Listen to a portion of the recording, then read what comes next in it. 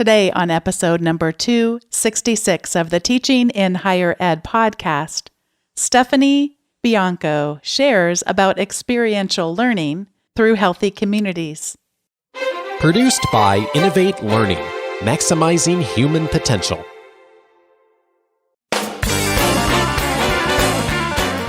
Hello, and welcome to this episode of Teaching in Higher Ed.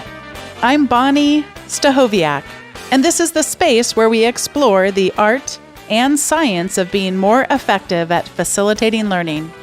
We also share ways to improve our productivity approaches so we can have more peace in our lives and be even more present for our students.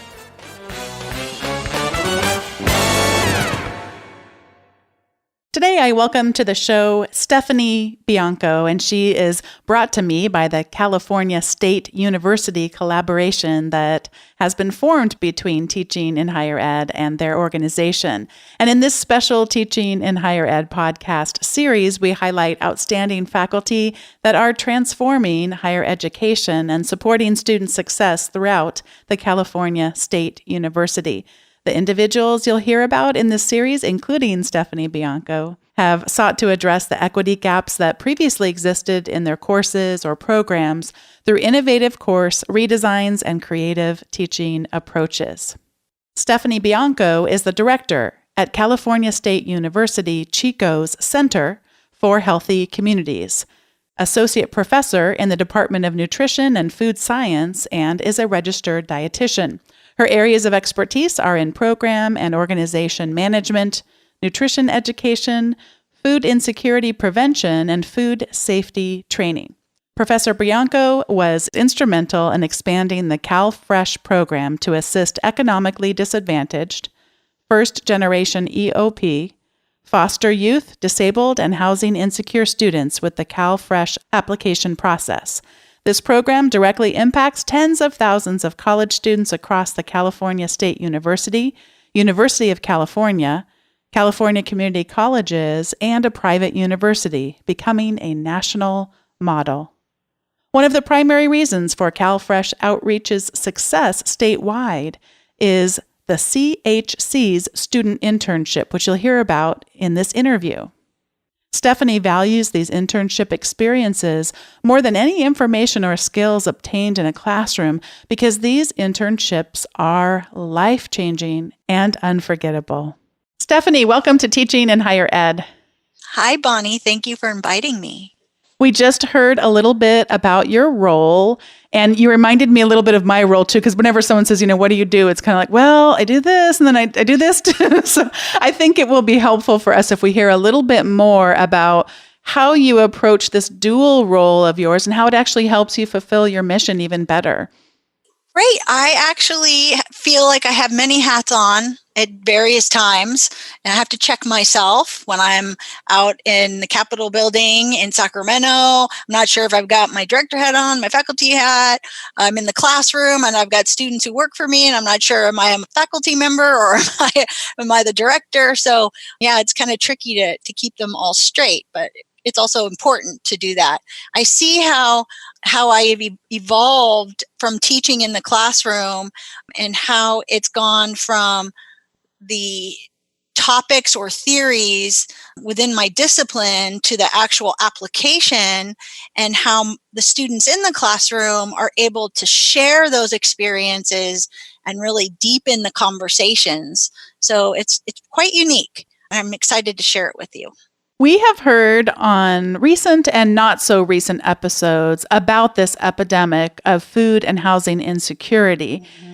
And I love the way that today's conversation can draw upon that. I would hope that people who have been listening for a while recognize now that this is a problem. But I feel like today's conversation is really going to have a little bit of a unique approach to some of the solution. And we can begin with a broad topic of experiential learning. And I know we could all go find, the formal definitions, but I would just love to hear your definition, Stephanie, of what is experiential learning.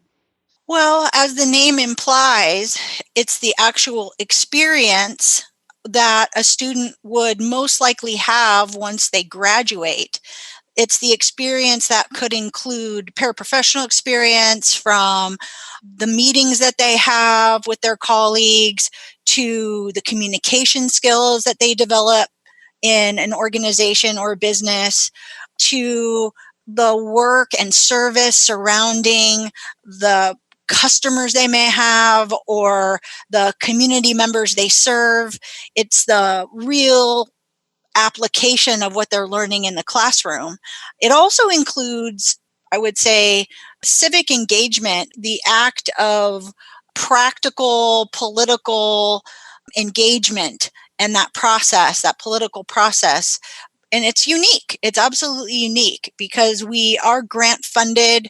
Many of those grants derive from bills that are passed at the national level. And so they can actually see the application of their vote in their community. So that is basically with experiential learning, it's kind of what it encompasses. Some also use the term service learning. That kind of has more of a narrow definition at the university level, where there are certain objectives in a classroom that are applied in field work, where it's the service that they're providing and where the learning is coming from. But again, it's kind of tied back to a classroom. I would say with the Center for Healthy Communities, we're multidisciplined. We have students and faculty from every college at Chico State, as well as students from almost every discipline. And so it's not necessarily tied to a specific course, but more of an area of interest. So if they are interested in public health, community outreach, any kind of community service, they're definitely engaged and getting the experiences that they wouldn't have in the classroom. Would you share a bit about any examples or an example that comes to mind when you think about a student having really an awakening around civic engagement, a time when you saw someone just see, oh my gosh, this voting process that either they had participated in or never had participated in actually matters, and our civic engagement matters because of the way that you approach the learning there? Sure. One of my classes is an advanced management class in nutrition, and I focus a lot on the school food service programs, the meal programs, national school breakfast and lunch programs. And many of the students don't realize where the funding comes from until they get into the class. Some of the students might be from conservative households where a free or reduced meal, or even receiving CalFresh or SNAP, as it's called on the national level, is considered welfare or a handout. And they have that going into the class, not recognizing that this law or this bill that's been approved is impacting the lives of children who would otherwise go hungry. Until we actually have the conversation in the classroom and until they see the trickle down or the allocation of those dollars from the bill, it doesn't really sink in. And I have seen students firsthand who you just can just see it in their face when you talk about the stories in the classrooms where kids are coming to school early in the morning and they didn't even have dinner the night before. And when they hear that, they recognize, wow, this is not the fault of the child. They're like, thank goodness we have these funds. And then we talk about it in terms of the application at the center, where we're going into the K through 12 classrooms, the low income schools, where we're providing nutrition education. And they're seeing firsthand with these kids the high need that they have, and the chance of them succeeding in life is pretty dismal if they're not getting this kind of support. One student in particular came up to me. She was one from a very conservative family and was not quite sure about even doing an internship with us at the center because we were funded primarily through USDA and the Farm Bill.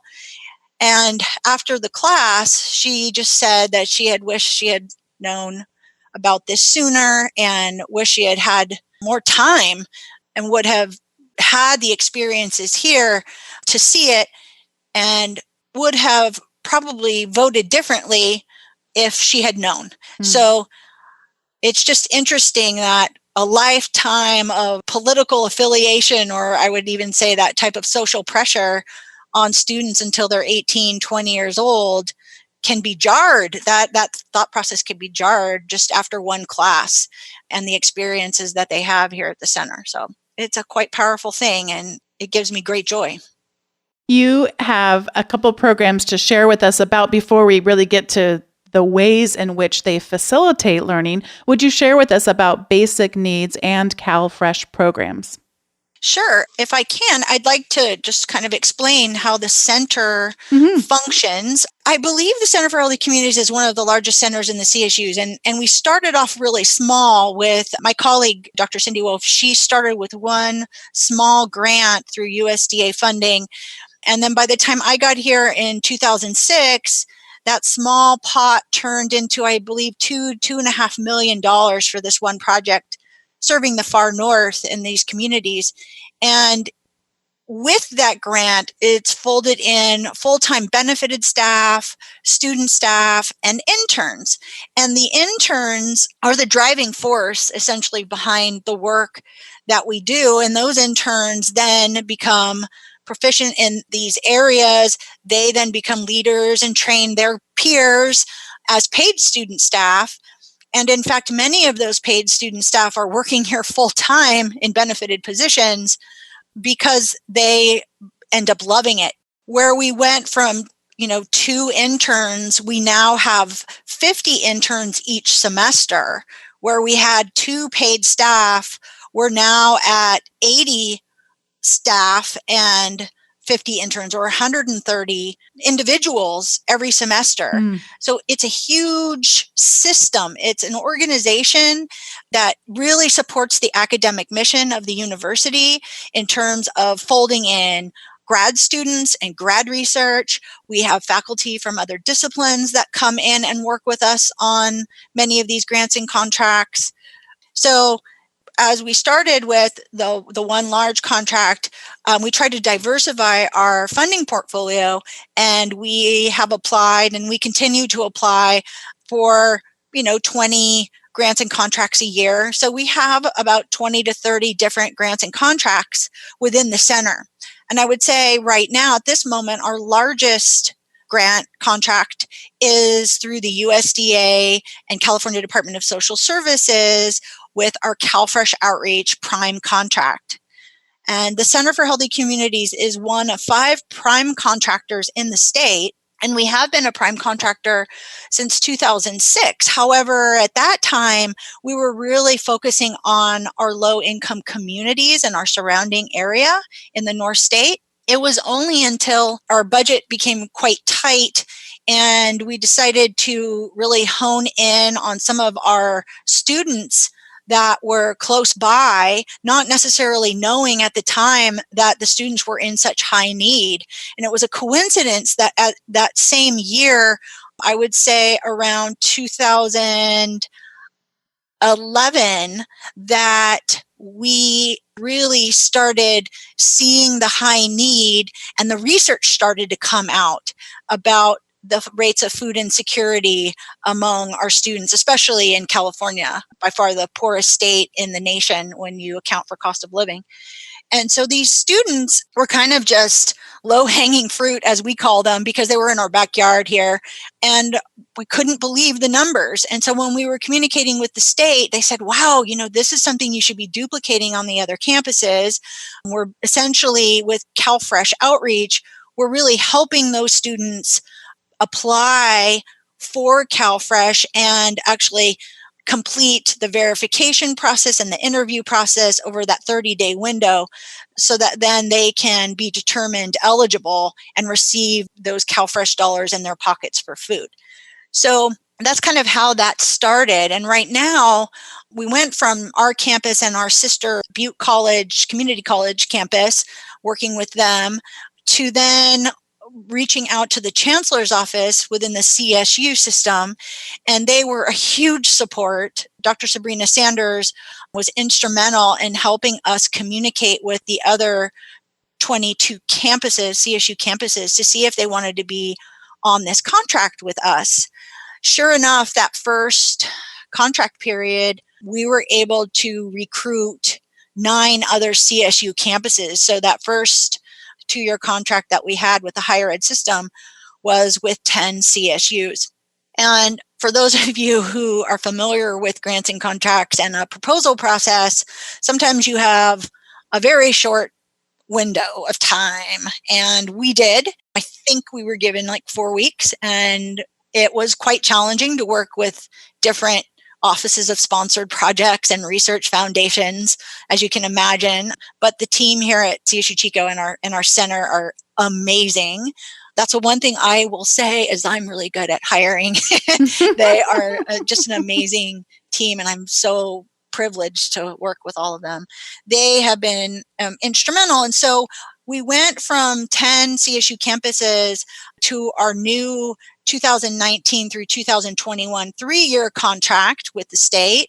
And we have a whopping 44 campuses impacted with this contract. So it's huge. And we're very excited that we're able to model what we've done at Chico State across the state on these other campuses. And I would say the prime reason we can do this is because of this internship model that we have.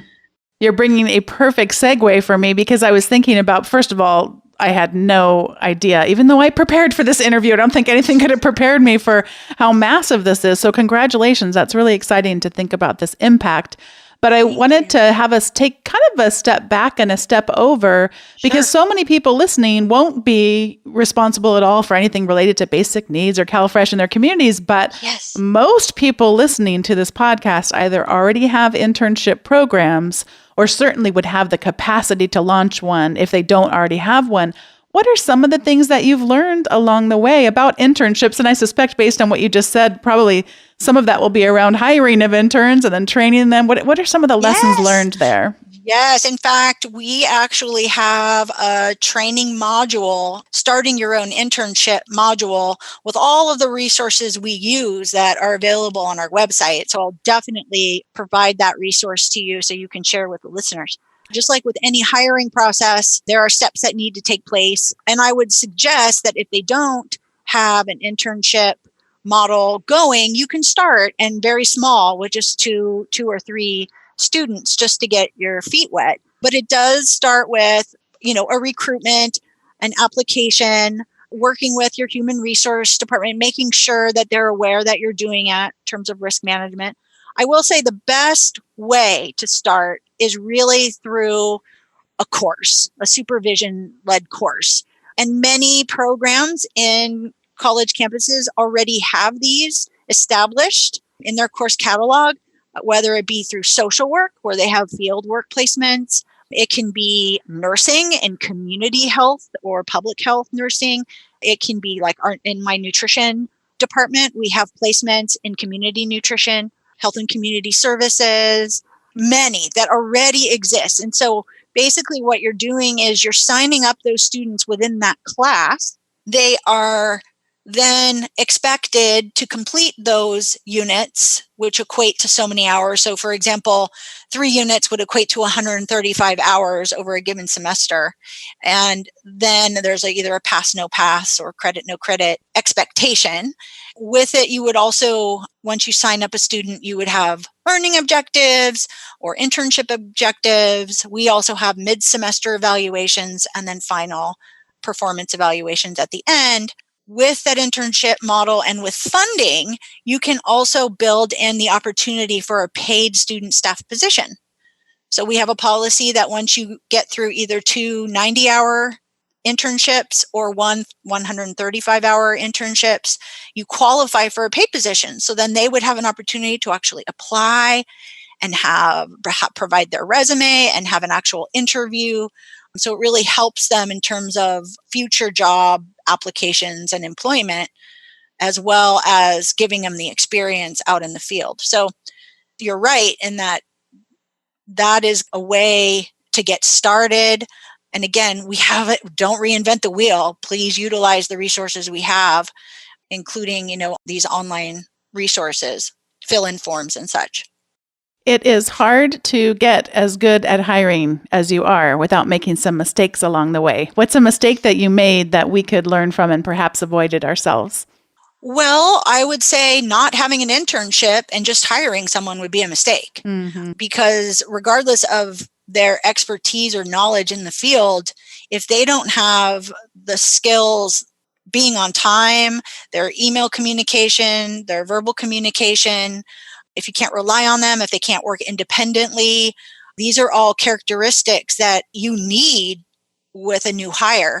So in this case, you're So, distinguishing hiring them after they've had these internships. So the internship ends up being more of a filtering process. And mhm. then you're not having to rely as heavily then on the resume. Of course, you still are, but I mean, you have greater evidence of what would make them successful or not in the role just by them being in that Oh, internship yes. program and getting to demonstrate the character and the discipline and the other emotional intelligence, etc. Mhm. It's so interesting too, Bonnie, because I have had, gosh, hundreds and hundreds of students who have worked here at the center with me, who I've also taught, or who have also been a point of discussion among faculty who might be students who are struggling and need support. And it will surprise me when I'll say, wow, this student is absolutely amazing at the center, and might not be the strongest student, but you can rely on them and their maturity, and I would hire them in a second. So it's kind of nice for those students that actually don't do that well taking tests or have trouble getting their work done in the classroom, can also have other skill sets that would otherwise be lost by faculty. So I can share that with them. So it's more of a well-rounded picture of the student when they're also working here at the center. What are the other aspects involving experiential learning that we haven't explored? I mean, we've looked at internship, but that is a component, but is there other aspects of experiential learning you want to draw out from? Most of the contracts that we have are intervention activities out in the field. So those all require planning. They all require communication with the sites. They require organization and travel. We really try to encourage the students to look at the budgets that they're dealing with so they can be cost effective with those dollars. They can understand the restrictions of a state or federal funder with what can be spent. They're learning the ins and outs of these soft dollars Mm. that they would otherwise not get, I think, from the classroom. So that kind of experiential learning, and even the professors teaching wouldn't necessarily have that experience to draw from.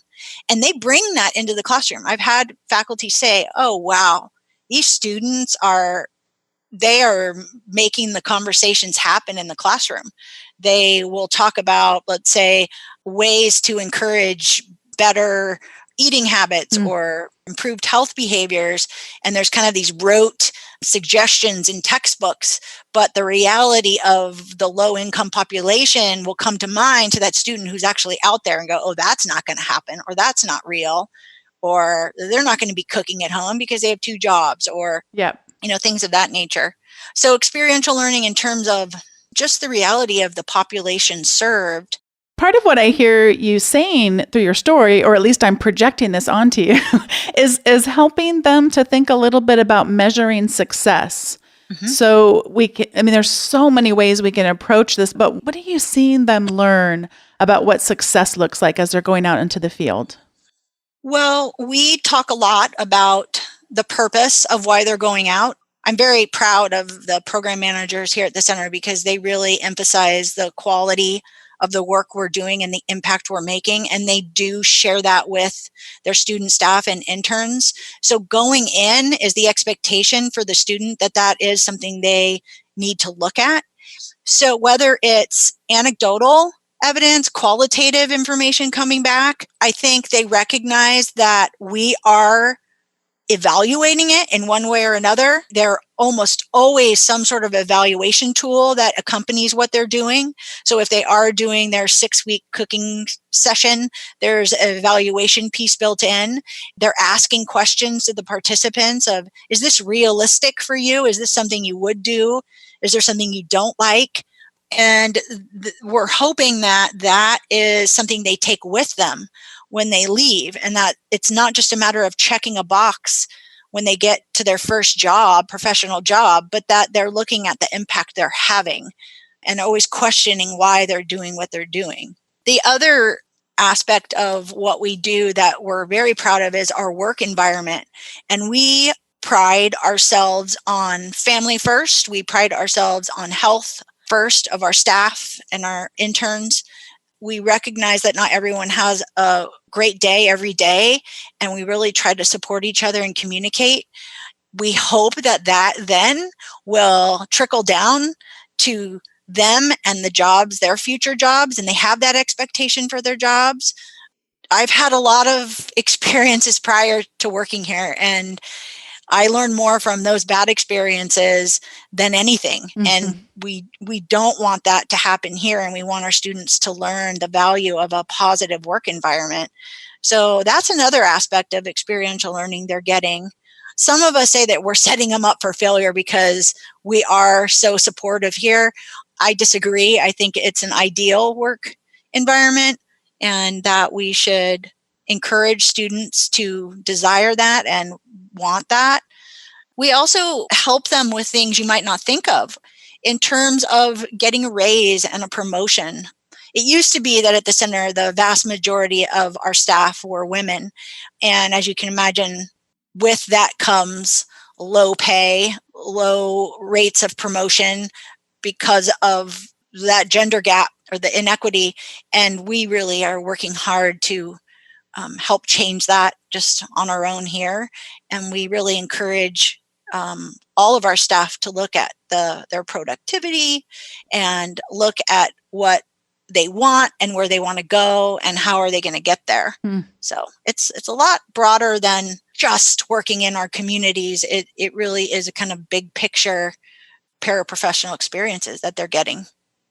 It is so fun to hear about all these different experiences that you're having, and I'm seeing such interrelated things. And you write about this so much in terms of the internships and then how they serve the community, but then they're part of the community too. So there's all these interwoven interdependencies, and it's really, really, really fun to hear. I know we need to move on to the recommendation segment, but I kind of feel tempted to ask you, is there any story you wanted to tell or any big thing you wanted to get across before we do that and shift gears a little bit? Well, I did want to mention something about the Basic Needs Initiative within the CSU system and within the other higher ed systems.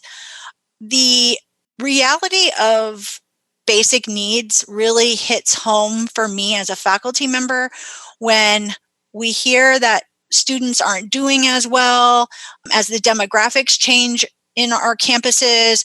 We see these declines, and we want to say it's the student, or we need to change the way in which we teach, and we focus on the pedagogy and all aspects of teaching. And I just want to remind everyone that it doesn't matter how well we teach if the students aren't there. By not having their basic needs met, they are working additional hours outside of the classroom. They're working late hours. They're not coming to class at all. They're not doing their homework because they can't.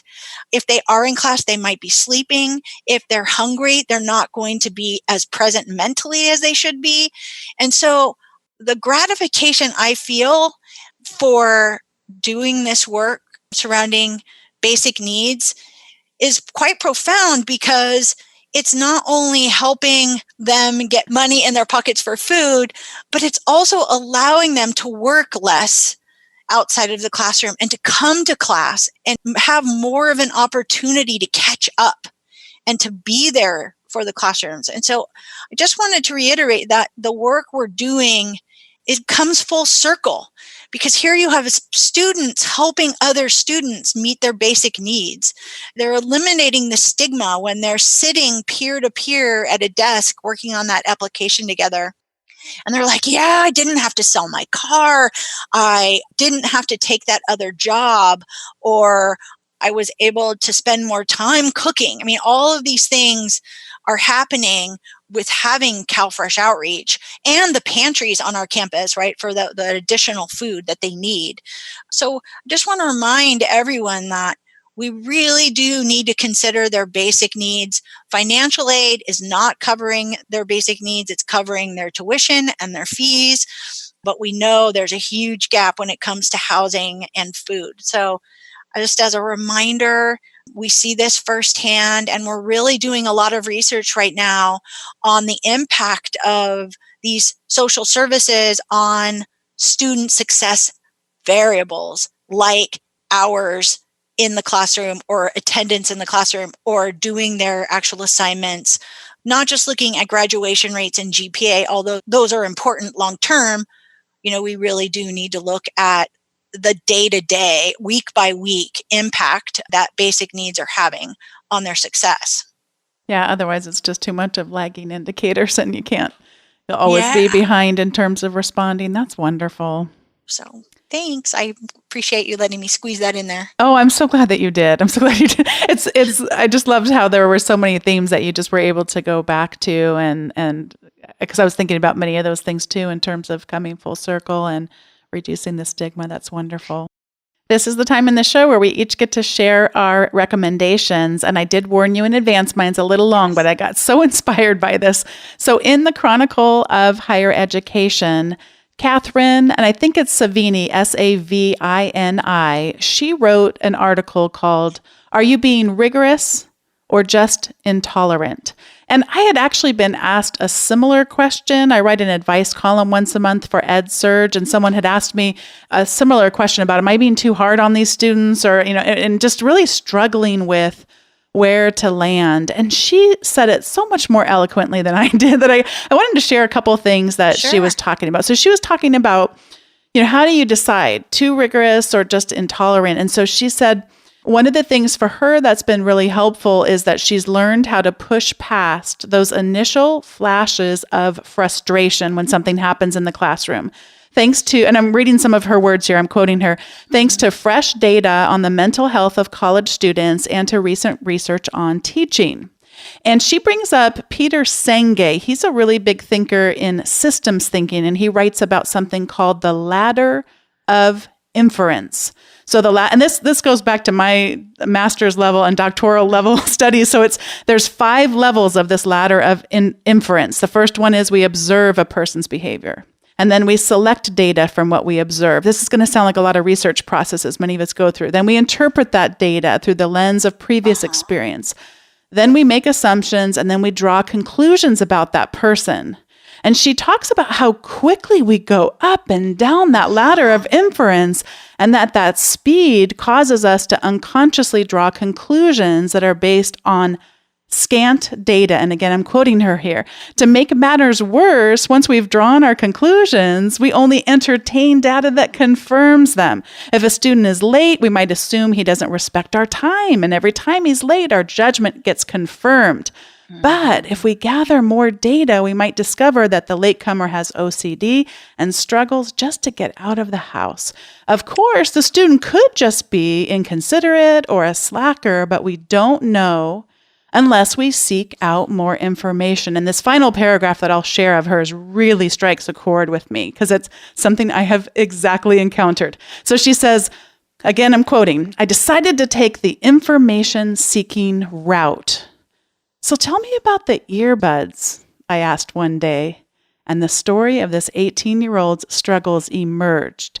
He had been in multiple car accidents, he's on pain medication, but he's having trouble sleeping and staying focused. The background noise of the music helps him concentrate. People with ADHD confirm this. They need something in the background to crystallize their attention on the foreground. Her article just over and over again kept bringing up situations I've encountered and how I've gone up that ladder of inference. And I literally, the headphones in the ears, disrespectful, bored, disengaged, not interested in anything that we're doing here. And I can tell you I've been wrong more times than I've been right. And so I really think that my recommendation today, go read this article, think about this ladder of inference, try to slow it down. We can't avoid that our first thought might be, oh, this could be disrespectful, but to slow ourselves down and attempt to gather more data and stop trying to gather it to just only to support our own perspectives. And if you do that, I mean, you'll just be so surprised. At least I have been so surprised what I can learn about my students. And almost every time what I learn is just about myself. I need to slow down and recognize I don't have the full story here. And when in doubt, we trust first, trust our students first. You may find out that some of them really do mean to be disrespectful, but for the most part, the stories are so more complicated than that. So thank you for allowing me to do a longer recommendation, Stephanie, than I normally do, but this one really struck a chord with me. And Stephanie, I know you have something to recommend for us today too. Well, it seems kind of silly when I think about it, but I was ill a couple of weeks ago and I had some downtime by no choice of my own. So I went to Netflix, like some of us do, and I stumbled upon Mad Men, which is quite old series. And I will say that it was very entertaining, but the reason I mention it is because I have been struggling quite a bit with the concept of gender inequity in my courses and even here at the center. I'm struggling with the pay gap, and I feel sometimes alone in my conversations. And when I was watching Mad Men, I was like, this is exactly the narrative that I want people to hear in terms of what women have gone through in the workplace and in the home. As just a reminder, kind of to reach out to some of our younger generations. And if they haven't seen it, to kind of point out or distinguish the way women were treated. And that was quite true, just from hearing stories from family.